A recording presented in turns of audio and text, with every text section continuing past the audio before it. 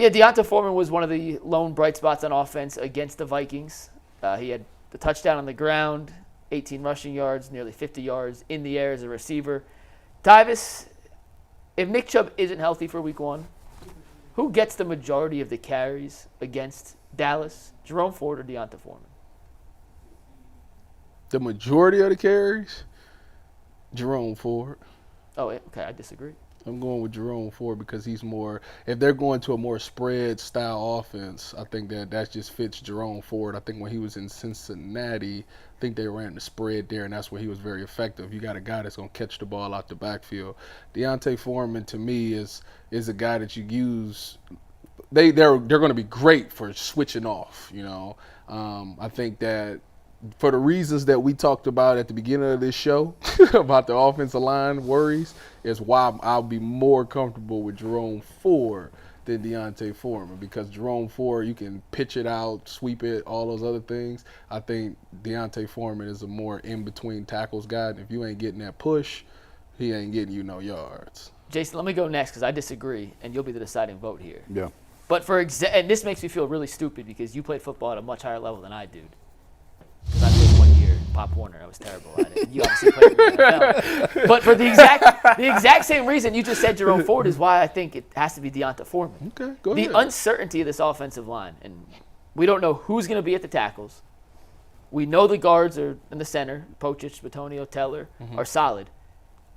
When the line wasn't great last year, Jerome Ford wasn't great. Jerome Ford has home run potential that D'Onta Foreman does not have. Yes. Like, if the hole's there, Jerome Ford could take a 4-yard gain, turn into a 70-yard touchdown, just like we saw against Indianapolis. Jerome Ford could also dance behind the line of scrimmage and tip-tap, and get tackled for 3 yards and put Deshaun in 2nd and long and 3rd and longs too often against the Dallas defense that can turn up the pass rush and force Deshaun into inconvenient and unfortunate circumstances on 3rd and obvious passing situations. So because I think D'Onta Foreman's a little more in the Nick Chubb mold and a little more north and south runner, just hit the hole. It may be 3 yards at a time instead of the potential of a bigger gain for Jerome Ford, but I'd rather be in 2nd and 7 and 3rd and 4s than the potential of losing yards, having Jerome Ford dance behind the makeshift offensive line if the hole's not there, trying to wait for the perfect opportunity that never arises. So that's why I'd go with D'Onta Foreman. I guess for me, it's more about which one do I trust to make a guy miss more. I think that's what I think. If he's a dancer, he better dance and make sure he make the first guy miss toward Foreman. I don't know how much his quick step change direction ability is. I hear you, but I'm with Tyvis on this one. I think it's Jerome Ford, because if this was last year's offense, if they were still in 12 and 13 personnel, I think it'd be D'Onta Foreman. I agree. But with where they're trying to take this thing and where I think and a lot of people think this is headed, I don't know that Foreman really fits where they want to go. So I was more or less really disappointed in Jerome Ford last year. He had a couple big pops. You mentioned the Colts, the Steelers. He had the long run against the Steelers. But it was feast or famine, and there was a whole lot of starving going on with Jerome last year. But, you know, that was his first exposure, his first experience, maybe going through it once. There's more there, and you can get more out of him. But I just think he fits the mold of this offense and where they're trying to go with it better than going real heavy 12-13 run between the tackles. Let me throw one more thing at you. Deuce Staley was D'Onta Foreman's coach in Carolina in 2022 when D'Onta Foreman rushed over 100 yards 6 different times that season. He's done it 8 times in his career. 6 times came in 2022 with Deuce Staley as his running back coach. I think that plays any factor into how this split share gets divvied up in terms of carries in week 1? Yeah. Or at least early in the season? That'll absolutely make him get more carries. I'm not saying that it's going to be by much. I mean, yeah, I think it'll be close regardless. Yeah, you're going to take the hits off of both of them. It's first game 1. I just think that when you look at RB1, I feel like because of the pass catching factor Jerome Ford has, it's more of a threat because he can run the ball and he can catch out the backfield, to where if you see D'Onta Foreman, I'm not saying he can't. He had a really good catch and run last week, so I'm not going to say he can't. But I'm just saying, as a linebacker, I'd be more like, okay, I got to get ready because I don't know what he's going to do. I don't know if he's going to run the ball or if he's going to catch the ball out the backfield. They're going to run a screen to him, to where when it's Foreman, it's like, okay, let me get ready to come downhill to make a play. Like, that's just how I would think as a linebacker. I think Foreman's a little better pass catcher than. No, he is. I just said he had a big play last week. Yeah. He had, what, 5 catches for 46 yards, whatever it was? Yeah, he was up there. He was really their only offensive threat against Minnesota. Granted, it's a preseason game. All the backups were playing. But considering where he was when he got med-flight flown from the Greenbrier to Roanoke. Crazy. To being back playing and a guy we're talking about being a legitimate contributor in week 1 for the Browns is crazy. Jason, have you heard any update on Nick Chubb in terms of his availability for week 1? No, they've kept that really under wraps. There was a time where I think he was pushing to play week 1. I don't know that they would allow that. I don't know. Like, I haven't seen him run. I was out at Berea when he was running a week and a half ago maybe. But the last I saw, the straight ahead looked great. The cuts looked like he was not going full speed on the cuts. Now, I could be wrong on that, but just from my observation from 40 yards away, it looked like he was not going full speed on the cuts.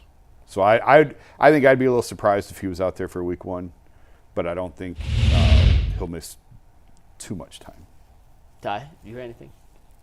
I haven't heard anything about Nick Chubb.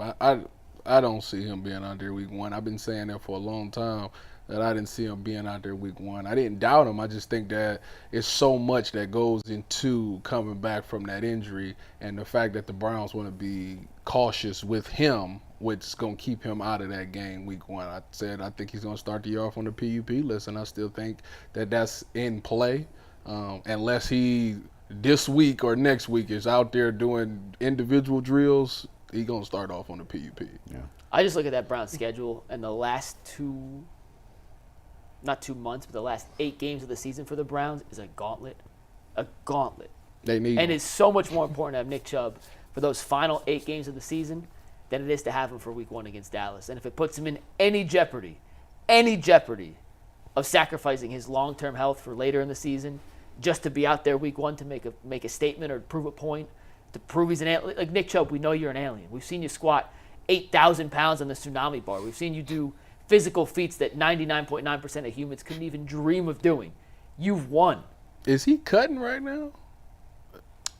Yeah. He is doing cutting and stuff? You said half speed, though. Or from It didn't look like full speed to me. Okay. Certainly at the Greenbrier. Once he put the it did not look pads like full on it, speed. he go and he hit Indy. Like once he do individual and pads, that's like, all right, you got maybe a week or 2. I've only seen him running post practice with nobody else around. Yeah, Shorts and jersey, straight ahead sprint, and then. And that's cuts. only what they're allowing you to see too. Right. What you have to remember. And if Right. they're allowing you to see that, what do they not want you to see then is worth at least asking the question. Yeah. I mean, we'll see. Like I say, it'll be telling the final cuts is Tuesday, so they got to make a decision by next Tuesday, I think right? it's Monday, isn't it?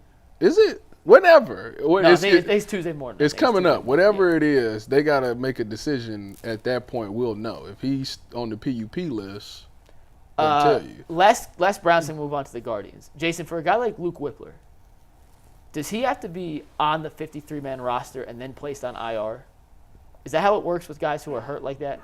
If they want to keep Luke Whippler without putting him through waivers and on the practice squad? You could try to use. Ain't nobody claiming them.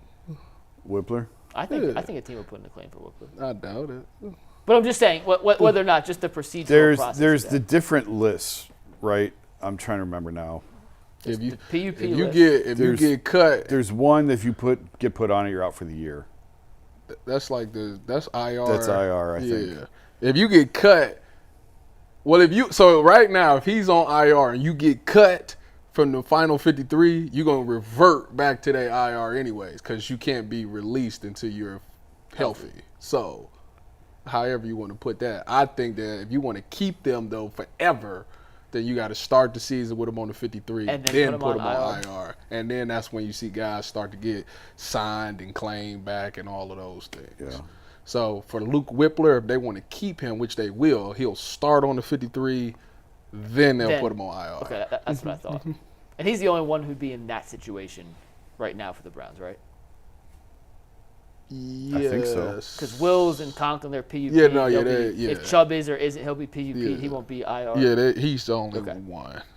All right, just wanted to clarify that.